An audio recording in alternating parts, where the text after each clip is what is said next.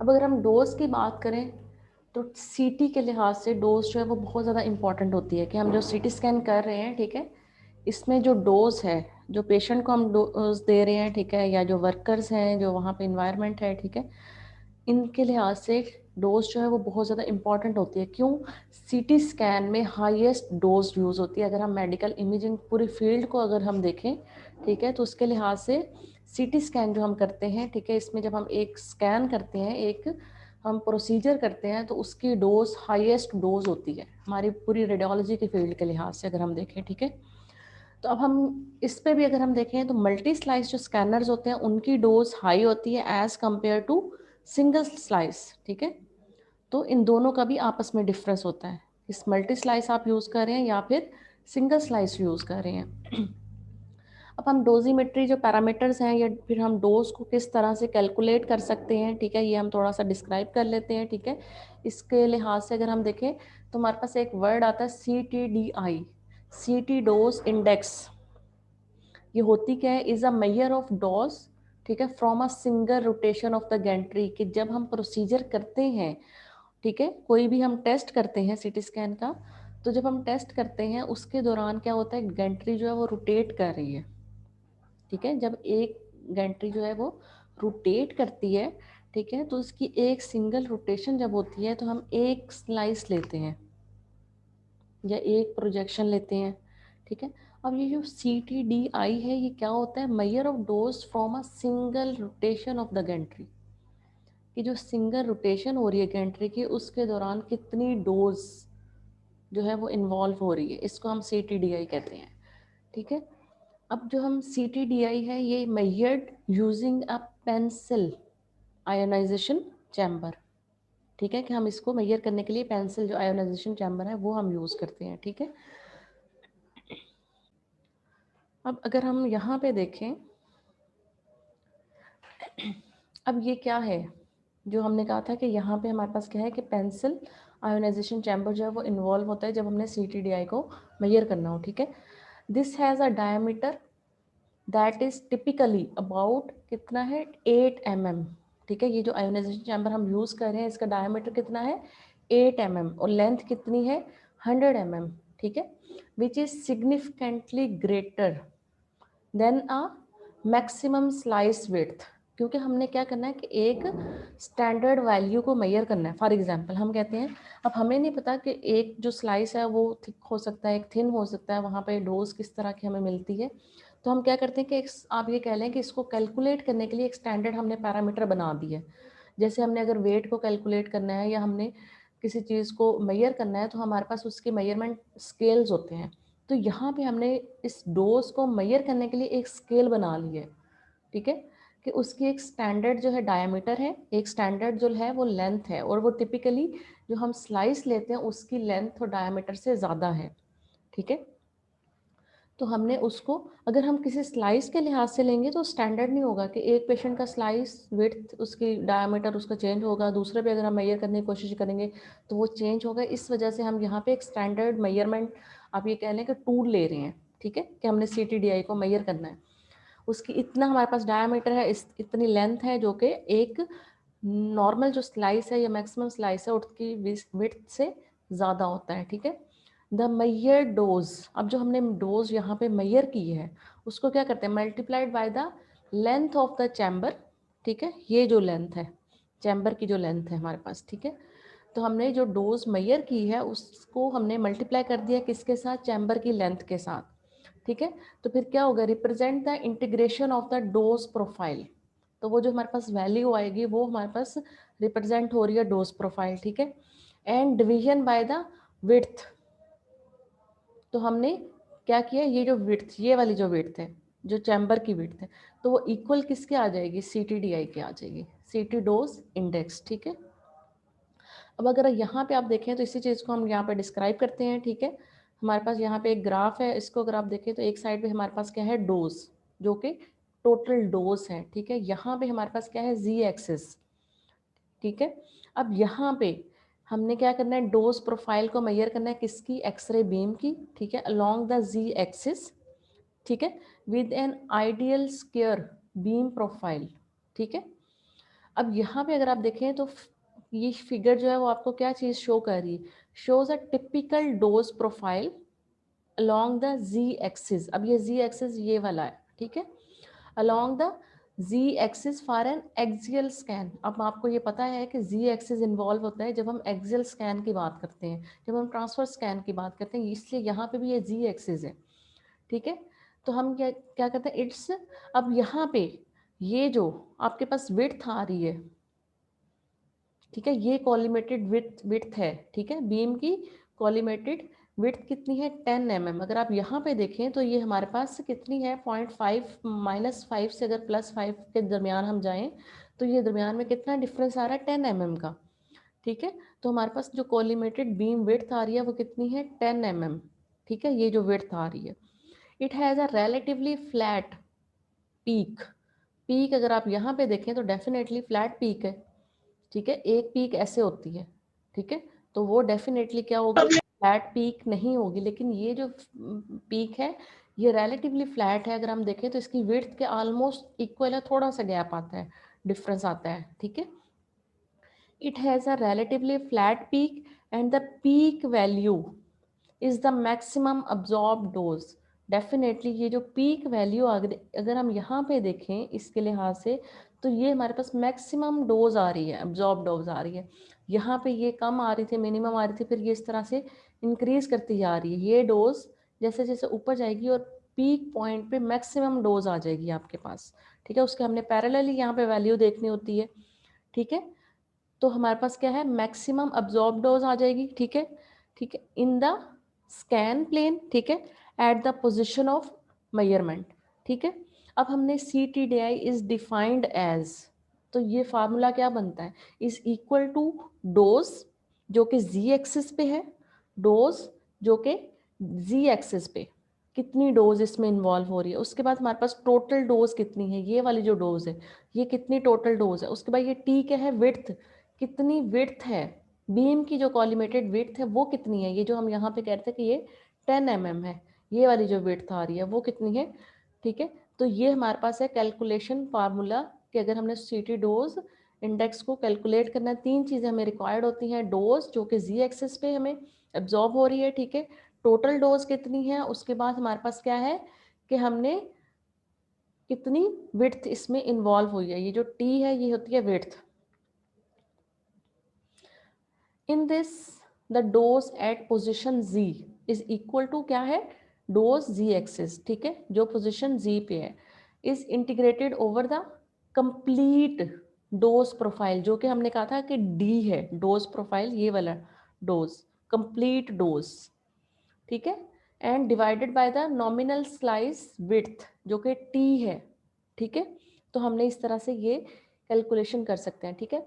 The peak dose in the profile, ठीक है, जो कि हमें फिगर में शो हो रही है, इज वर्चुअली इंडिपेंडेंट किस पे है, स्लाइस विड्थ पे, लेकिन डिपेंड किस पे कर रही है, फिल्ट्रेशन पे, जो कि स्कैनर डिज़ाइन होता है, ठीक है, कि हमारे पास जो पीक डोज है वो स्लाइस विड्थ पे डिपेंड नहीं कर रही, इंडिपेंडेंट है, ठीक है। लेकिन वो डिपेंड किन चीज़ों पे कर रही है, फिल्ट्रेशन जो कि स्कैनर डिज़ाइन पे डिपेंड करेगी। जाहिर है एक डिज़ाइन से जब हम दूसरे पे जाते हैं तो फिल्ट्रेशन जो है वो डिफरेंट हो सकती है, तो फिल्ट्रेशन जब डिफरेंट होगी तो उसके लिहाज से हमारी CTDI की वैल्यू भी डिफरेंट होगी, ठीक है, जो पीक डोज है। उसके बाद KVP पे, ठीक है, या फिर MAS सेटिंग, ये जो डेफिनेटली हमें पता है कि जब हम KVP की वैल्यू को कम या ज़्यादा करते हैं या MAS की सेटिंग को ऊपर नीचे करते हैं तो हम पेशेंट की डोज जो है वो इंक्रीज होगी या कम होगी, ठीक है। तो ये इन चीज़ों पे डिपेंड करती है। So if collimation is accurate, ठीक है, कि अगर हम इन चीज़ों को जहन में रखते हुए ये कहें कि अगर कॉलिमेशन जो है वो एक्यूरेट है and the profile width is equal to the nominal width, ठीक है, तो फिर हमारे पास जो इंटीग्रेटेड डोज है is directly proportional to the width and CTDI, ठीक है, is constant with the width, ठीक है। CTDI is a useful parameter to assess the dose within the scan plane, कि हम CTDI को अगर इजी मेजर कर लेते हैं, ठीक है, तो फिर हम एक स्कैन जो प्लेन होता है या एक स्लाइस होता है उसकी कितनी डोज होगी हम उसको इजीली असेस कर सकते हैं, ठीक है, कि हम हाई डोज दे रहे हैं, लो डोज दे रहे हैं, हमारा किस तरह के पैरामीटर्स आ रहे हैं। तो ये एक यूजफुल पैरामीटर होता है जिसको हम सीटी में मेजर करते हैं, ठीक है। उसके बाद हम कहते हैं if we consider the ideal square beam, हमने क्या किया, आइडियल स्क्वायर बीम प्रोफाइल को अगर हम कंसीडर कर लें तो फिर क्या होगा, it describe approximately the same area as the true profile, ठीक है। कि हमने बीम जो है उसको क्या किया, एक आइडियल सिचुएशन को हमने कंसीडर कर लिया खुद से कि ये इस तरह की बीम प्रोफाइल है, इसमें फिल्ट्रेशन जो है वो आइडियल है, उसमें जो कॉलिमेशन है वो हमारी क्या है कि ना कम है ना ज़्यादा है, यही चीज़ें होंगी ना आइडियल प्रोफाइल में।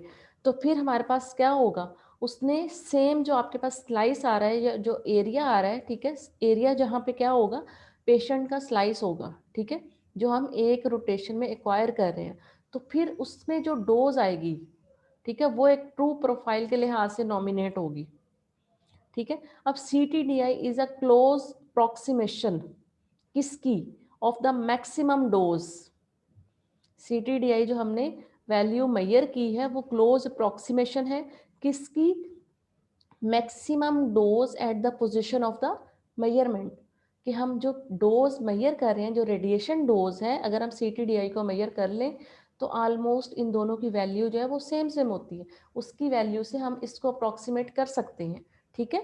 मैक्सिमम डोज जो आप है वो इससे हम अप्रॉक्सीमेट कर सकते हैं, ठीक है।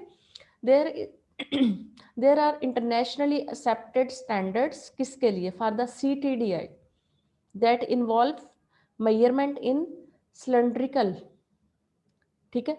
अब ये सिलेंड्रिकल किसकी बात कर रहे हैं, जो हमने पहले सबसे पहले हमने चैम्बर की बात की थी कि हम क्या करते हैं, एक स्टैंडर्ड हमने, मैंने आपको बताया था कि स्केल्स बना लेते हैं, जैसे हम यहाँ पे वर्ड यूज़ करें फैंटम्स का, ठीक है। तो ये उन्होंने क्या किया कि एक इंटरनेशनली एक मेजरमेंट के लिए हम एक टूल बना लिया है, ठीक है। अब ये जो टूल बनाया है, ठीक है, उसको उन्होंने फैंटम का नाम दिया जो कि सिलेंड्रिकल शेप में है, ठीक है, जिसकी हमने पीछे एक क्या करते हैं कि हम एक स्पेसिफाइड उसकी विड्थ होगी और उसकी एक स्पेसिफाइड लेंथ होगी, ठीक है, और उसको हम यूज़ करते हैं सी टी डी आई को मेजर करने के लिए, ठीक है। उसमें फिर हम देखते हैं कि कितनी डोज, एक रोटेशन जब हुई है गैंट्री की, तो इस सिलेंडर के अंदर, इस फैंटम के अंदर कितनी डोज आई है, वहाँ से फिर हम उसको कैलकुलेट कर सकते हैं, ये जो अभी तक हमने सारी बातें की हैं, ठीक है। ये जो पैरामीटर है, ये जो मेजरिंग टूल है, ठीक है, ये जो सिलेंड्रिकल फैंटम्स हैं, इसको इंटरनेशनली यूज़ करते हैं, ये इंटरनेशनल स्टैंडर्ड्स हैं, ठीक है। उसके बाद हम कहते हैं dividing C T D I by pitch, pitch हमें पता है कि क्या होता है, ये हमने पहले पढ़ा था, beam pitch in case of multi slice scanners, ठीक है। अब क्या है कि हमारे पास dividing C T D I, अब यहाँ पे विड्थ है, ठीक है, अब हमने उसको क्या किए, पिच से डिवाइड किए, ठीक है, C T D I width को पिच से डिवाइड किए जो कि मल्टी स्लाइस स्कैनर्स में इन्वॉल्व होती है, ठीक है। तो फिर हमें क्या वैल्यू मिली है, C T D I volume मिला है। फॉर एग्जांपल हम कहते हैं हमें C T D I value जो मिली है, विड्थ है वो 10 या 20 है फॉर एग्जांपल, ठीक है। अब हमने उसको पिच से डिवाइड कर दिया, पिच फॉर एग्जांपल हम कहते हैं इसकी 5 थी, हमने पिच से उसको डिवाइड किया, तो 20 को 5 से डिवाइड करेंगे, जो वैल्यू आएगी वो C T D I volume होगा। हम इस तरह से वॉल्यूम कैलकुलेट कर सकते हैं, ठीक है, which is an approximation to the average.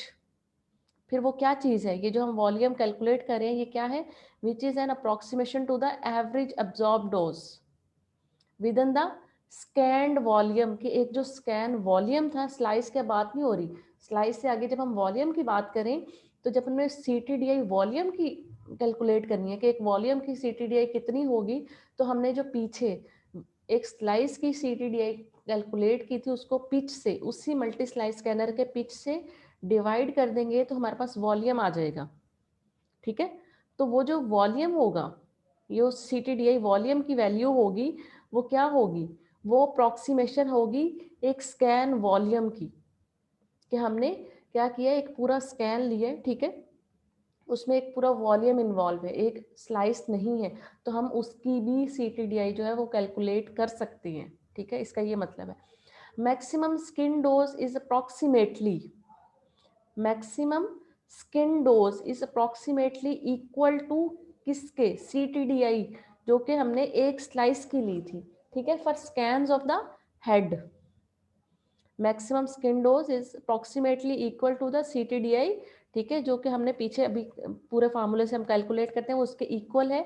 किसके लिए, अगर हम स्कैन करते हैं हेड का, ठीक है, लेकिन 20% हायर होती है for body scans. Definitely body scans के लिए हमें क्या करते हैं, हम डोज जो है वो ज़्यादा देते हैं, ठीक है, जो KVP MAS होते हैं वो ज़्यादा होते हैं, तो डेफिनेटली जो वैल्यू आती है वो भी ज़्यादा होगी। लेकिन हेड के लिए हम कम देते हैं, क्यों, यहाँ पे क्योंकि कोई मसल्स नहीं है, कोई फैट टिश्यूज नहीं है यहाँ पे कोई। अगर पेशेंट एक फैटी होगा और एक थिन होगा तो उसके लिहाज से भी डोज ऊपर नीचे होगी, KVP MAS को हम चेंज करेंगे, ठीक है। तो इसलिए यहाँ पे बाकी बॉडी की निस्बत हेड में जो क्या होती है, वैल्यू जो होती है वो लो होती है, ठीक है। उसके बाद अगर हम यहाँ पे देखें तो कुछ स्किन डोजेस की बात है। Skin doses in CT are much higher than for the radiographic examination. ये हमने सबसे पहले भी बात की थी कि CT में अगर हम पूरी रेडियोलॉजी को भी देखें तो CT में डोज होती है वो हाई होती है, ठीक है, लेकिन अगर रेडियोग्राफी के लिहाज से हम देखें तो इसमें डोज हायर होती है as compare to simple x-rays, but not as high as doses from the prolonged fluoroscopy। लेकिन CT में इतनी हाई नहीं होती जितनी फ्लोरोस्कोपी में होती है। उसमें तो कंटिन्यूस सीनी चलती है, जिसमें कंटिन्यूस हम वीडियो समझो आप बनाते हैं, ठीक है, तो वहाँ पे डोज डेफिनेटली ज़्यादा इन्वॉल्व होती है, हम सिंपल रेडियोग्राफी की बात करें। लेकिन जो बहुत ज़्यादा प्रोलॉन्ग फ्लोरोस्कोपी के प्रोसीजर्स होते हैं, या फिर आप ये कह लें कि जो कैथ लैब में हम प्रोसीजर्स करते हैं, ठीक है, वो उसमें डोज जो है वो ज़्यादा इन्वॉल्व होती है। वो डिपेंड करता है कि आपने कितना टाइम फ्लोरो चलाई है, ठीक है। अब यहाँ पे अगर आप देखें तो हेड, चेस्ट, लीवर, ठीक है, एब्डोमेन, पेल्विस, इनके लिहाज से हमारे पास क्या है, डोज की वैल्यू आ रही है जो कि मिलीसीवर्ट्स में आती है, ठीक है। उसके बाद हम कहते हैं the CTDI is useful for the describing the dose efficiency of a scan, ठीक है, कि हमने जो इसकी वैल्यू अब तक कैलकुलेट किया, हमने जो इतनी डिस्क्रिप्शन पढ़ी है उससे क्या होगा, हमने वो कैलकुलेट कर ली, तो फिर हम क्या कर सकते हैं, डिस्क्राइब कर सकते हैं डोज एफिशिएंसी किसकी, स्कैन प्रोटोकॉल की, ठीक है, कि हम एक प्रोटोकॉल अगर यूज़ करते हैं, ठीक है, उससे जो रिजल्ट्स आ रहे हैं वो कितने एफिशिएंट हैं, और हम पेशेंट को इसके रिजल्ट में कितनी डोज दे रहे हैं, इन चीज़ों को कैलकुलेट करने के लिए कि अगर हम अपने पैरामीटर्स को थोड़ा नीचे कर लें तो हमारे पास किस तरह की एफिशिएंसी आएगी, इमेज किस तरह की क्वालिटी होगी, और हम पेशेंट को डोज कितनी देंगे, इन चीज़ों को हमने क्या करना होता है, कंपेयर करना होता है, ठीक है। Efficiency of a scan protocol और for comparison between scan models, ठीक है, कि हमने जो खुद से एक्वायर किए इमेजेस और एक मॉडल रेफरेंस इमेज होता है कि आपके पास इस तरह का इमेज आना चाहिए जिसमें आप इस तरह की डिस्क्रिप्शन देख सकें, ठीक है, तो इसको फिर हम वहाँ पे क्या कर सकते हैं, कंपेयर कर सकते हैं, ठीक है। अब यहाँ पे जो EDLP, ये क्या है, ratio is much lower for head than for trunk. Definitely मैंने आपको पहले भी कहा था कि हेड में क्या होता है कि कोई मसल्स नहीं है, कोई फैट टिश्यूज नहीं है। ट्रंक पे अगर फैटी पेशेंट है फॉर एग्जांपल तो उसकी फैट की लेयर होगी, वैसे मसल्स होते हैं, ठीक है, तो स्किन की पेनिट्रेशन हमें ज़्यादा रिक्वायर्ड होती है, ठीक है। और अगर चेस्ट और एब्डोमेन की भी बात करें, इवन तो चेस्ट में कम होती है, एब्डोमेन में हमें ज़्यादा रिक्वायर्ड होती है, ठीक है। तो इस वजह से इनकी जो वैल्यू होती है या रेशो होती है वो हायर होती है, ठीक है। CTDI is less useful for the comparison of doses to individual patients। क्यों, because attention has also to be given to the length of scan, कि हम जो CTDI की वैल्यू है वो एक पेशेंट के लिहाज से तो हम कैलकुलेट कर रहे हैं, लेकिन हम अगर 2 इंडिविजुअल या 3 इंडिविजुअल के दरमियान में कंपेयर करें डोजेस को तो फिर ये इतनी हेल्पफुल नहीं होगी। क्यों, क्योंकि एक पेशेंट का हम हेड का स्कैन कर रहे हैं, दूसरे का हमने पेल्विस करना है, ठीक है, तीसरे का हमने लिवर स्कैन करना है जिसमें हमें 4 तरह के प्रोटोकॉल्स भी रिक्वायर्ड हो सकते हैं, ठीक है। तो फिर वहाँ पे क्या होगा, लेंथ ऑफ स्कैन जो है वो डिफरेंट हो जाएगा। या फिर हम ये कहते हैं कि रीजन टू रीजन जब हम डिफरेंट जाते हैं तो हमारे पास नंबर ऑफ जो स्लाइसेस है वो भी डिफरेंट हो जाएंगे। हेड में हमें अगर 15-16 स्लाइसेस रिक्वायर्ड हैं तो एब्डोमेन में हमें वही 25-30 रिक्वायर्ड होंगे, ठीक है। तो वहाँ पे स्कैन लेंथ, स्कैन टाइम भी इंक्रीज हुआ और लेंथ भी इंक्रीज हो गई है। तो इस वजह से हम क्या कर सकते हैं कि वो उनको आपस में कंपेयर नहीं कर सकते अगर दो डिफरेंट इंडिविजुअल्स होंगे या फिर दो डिफरेंट तरह के स्कैन्स होंगे, ठीक है। या फिर एक पेशेंट ऐसा हो सकता है जिसको हमने कंट्रास्ट लगाना है, दूसरे को हमने नहीं लगाना, ठीक है। तो प्री और पोस्ट जो कंट्रास्ट एडमिनिस्ट्रेशन होता है, ठीक है, उसके लिहाज से भी हमारे पास डोजेस डिफरेंट हो जाएंगी, ठीक है। तो टोटल जो डोज होती है वो तो उसका पूरा जो स्कैन होगा वो होगी। तो फिर हम कहते हैं कि ये जो डोज लेंथ प्रोडक्ट है DLP, ये क्या होती है, is defined as CTDI volume into length. Length क्या है, जो स्कैन लेंथ आ रही है आपके पास, ठीक है। CTDI वॉल्यूम जो हमने अभी पीछे कैलकुलेट किया है कि CTDI विड्थ को हम डिवाइड करें अगर पिच से तो हमारे पास वॉल्यूम आ जाता है, और उसको हम लेंथ के साथ जब मेजर करेंगे तो फिर हमारे पास डोज लेंथ प्रोडक्ट आ जाता है, जो कि डिफरेंट होगा हर पेशेंट का। हेड का अलग होगा, चेस्ट का अलग होगा, एब्डोमेन का अलग होगा, ठीक है। Length is the total scan length. The length can be estimated from the total table top movement, कि टोटल जो है टेबल ने कितनी मूवमेंट शो की है एक पॉइंट से एंड तक जाने में, वो टोटल लेंथ होगी, ठीक है। Helical scanning and particularly multi slice helical scanning, there is some over scanning. Over scanning का क्या मतलब है कि हमने एक पेशेंट का स्कैन किया फॉर एग्जांपल, ठीक है, और हमें उसके लिए एडिशनल स्कैनिंग करनी पड़ सकती है। फॉर एग्जांपल हमने चेस्ट का स्कैन कर रहे थे, पेशेंट को हमने कहा कि वो सांस रोक ले, लेकिन उसने ड्यूरिंग स्कैन सांस छोड़ दी है, तो हमें उसी स्कैन को दोबारा से रिपीट करना पड़ सकता है, ठीक है। तो फिर या फिर सिंगल स्लाइस स्कैनर है या मल्टी स्लाइस स्कैनर है, दोनों की स्कैनिंग जो है टेक्निक और डोज डिफरेंट होगी, ठीक है। जो ओवर स्कैनिंग हम करेंगे उसमें भी डिफरेंट होगी, ठीक है। या फिर हमने additional rotation at the time of start scan और at the end of scan, अगर हमने एडिशनल कोई स्लाइसेस ले लिए हैं तो फिर भी हमारे पास क्या है कि वो स्कैनिंग डिफरेंट हो जाएगी, डोजेस डिफरेंट हो जाएंगी, ठीक है। This degree of overscanning may be particularly significant for short scan lengths, ठीक है। Length may more correctly be estimated from the number of rotations, कि हम length को नंबर ऑफ रोटेशन से भी एस्टिमेट कर सकते हैं कि हमने टोटल कितनी नंबर ऑफ रोटेशन है उसको मल्टीप्लाई कर दें, ठीक है, by a collimated length and pitch, तो फिर भी हमारे पास डिफाइंड जो स्कैन लेंथ है वो आ सकती है। या फिर हम ये कर सकते हैं कि टेबल की जो स्टार्ट पोजीशन थी वो कहाँ थी और एंडिंग पोजीशन कहाँ पे है, वो टोटल जो डिस्टेंस है ड्यूरिंग रोटेशन जो टेबल ने कवर किया है, ठीक है, उसको भी हम मेजर करके टोटल स्कैन लेंथ ले सकते हैं, ठीक है। अब उसके बाद हम कहते हैं इफेक्टिव डोज ई, इसको हम DLP से कैलकुलेट कर सकते हैं, ठीक है। DLP का अभी मैंने आपको पीछे बताया कि ये क्या होती है, ठीक है, डोज लेंथ जो प्रोडक्ट होता है।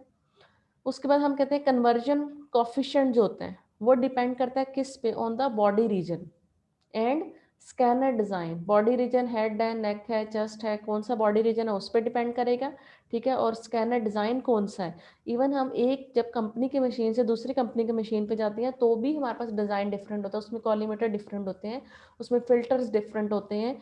या हम मल्टी स्लाइस की जब बात करें, एक 4 स्लाइस है, एक 8 स्लाइस है, 16 स्लाइसेस हैं, तो वहाँ पे भी डिफरेंट होते हैं, ठीक है। तो ये इन चीज़ों पे डिपेंड करेगा, ये जो इफेक्टिव डोज है या फिर हमारे पास जो कन्वर्जन कोफिशिएंट है। अब these differences are due to the distribution of the organs,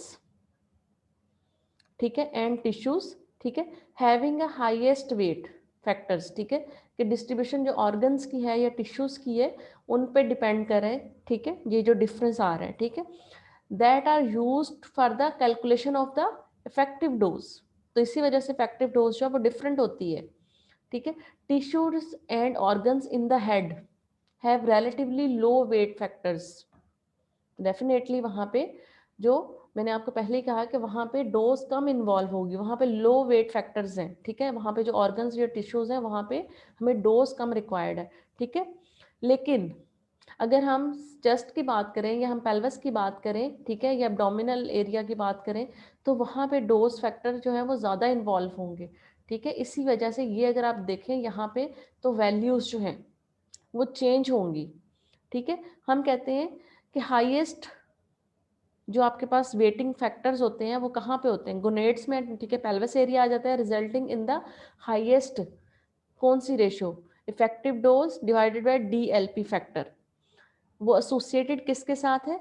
scan of pelvis. अगर हम हेड और पेल्विस को आपस में कंपेयर करें तो ठीक है, तो रिलेटिवली हेड में कम फैक्टर्स हैं, वेटिंग फैक्टर्स हैं, वहाँ पे जो टिश्यूज और ऑर्गन्स हैं उनको डोज कम रिक्वायर्ड है as compare to pelvic area. ठीक है। उसके बाद हमारे पास कुछ फैक्टर्स आ जाते हैं। ठीक है, अब ये फैक्टर्स क्या करते हैं कि इन्होंने इफेक्ट करना है पेशेंट की डोज को, जो कि ऑपरेटर जो है वो सिलेक्ट कर सकता है। ठीक है, अभी तक जो पीछे फैक्टर्स थे उनको ऑपरेटर जो है वो चेंज नहीं कर सकता। ठीक है, वो हमारे पास क्या है, मशीन की जो ज्योमेट्री है उस पर डिपेंड कर रहे होते हैं कि किस तरह की मशीन है, किस तरह की उसकी ज्योमेट्री है, किस तरह के उसके प्रोटोकॉल्स है। लेकिन कुछ फैक्टर्स ऐसे हैं कि पेशेंट की डोज कम या ज़्यादा हो सकती है अगर ऑपरेटर जो है इसको कम या ज़्यादा करे। सबसे पहले हमारे पास जो आ जाता है केवीपी है, एमए है, ठीक है, रोटेशन टाइम है, या फिर हम कहते हैं रिकंस्ट्रक्टेड जो स्लाइस विड्थ है, या फिर हम कहते हैं हेलिकल और एक्सियल एक्विजिशन है। ठीक है, या पिच है, नंबर ऑफ डिटेक्टर रोज हैं, ठीक है, रिकंस्ट्रक्शन एल्गोरिदम्स हैं, एफओवी है। ये सारे फैक्टर्स ऐसे हैं जो सिलेक्टेबल होते हैं, जिनको हम सिलेक्ट कर सकते हैं। ठीक है, in addition dose depends on the scan length, जो हमने अभी तक बात की थी पीछे। ठीक है, और उसके बाद ऑन पेशेंट बिल्ड।